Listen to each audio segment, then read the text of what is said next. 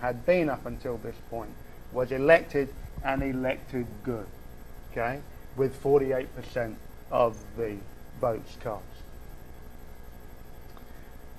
Everybody believed that they voted Labour in 1945. My father, who was a rampant Thatcherite in his later years, used to say to me he had voted Labour in 1945, which I believed throughout my childhood until I realised that he actually was not old enough to vote in the 1945 election. Now, there are people who emphasise that this was a qualified achievement.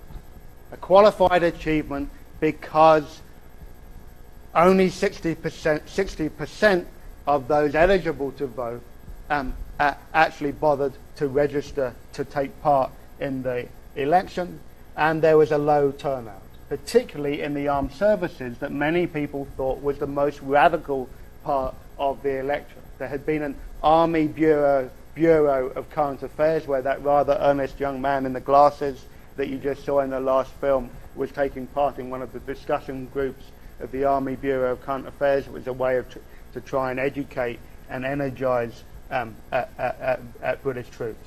But only 40% of the armed services bothered to vote.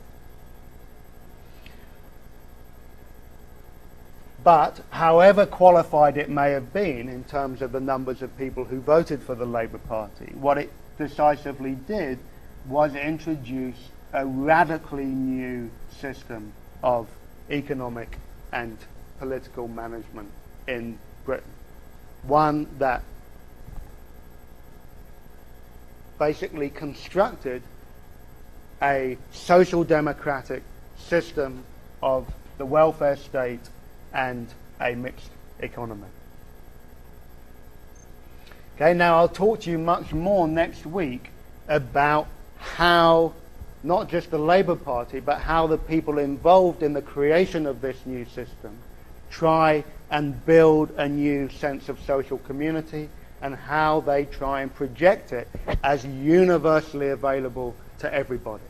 Okay? The point that I want to end on here at this, and this is a bit mean for me to do because this could be like a lovely optimistic note to lead you into the weekend of, look, they've embraced this new radical system. It's going to be great for all those people who've had such a bad time, in the 19th century and in the first half of the 20th century, and everything's going to get better. And that's true. It did. It did. There was a radical improvement in the standard of living for Britons between 1945 and the 1980s. Okay? But the puzzle that we're going to basically have to figure out over the next few lectures is how come this system that seemed to be so popular, that seemed to be so successful at managing the economy, creating full employment, improving standards of living for everyone, providing free universal health care and education, how come that system lasted such a brief amount of time? What was it about that system? What were the inadequacies of that system? What were the political failures of that system that allowed it to be so soundly defeated in the 1970s and 1980s? So that although there are elements of it that still exist in Britain, it's a pale imitation of the system that that was built in the 1940s and 1950s. So I leave you on that slightly depressing puzzle that we'll be worrying around, and have a great weekend.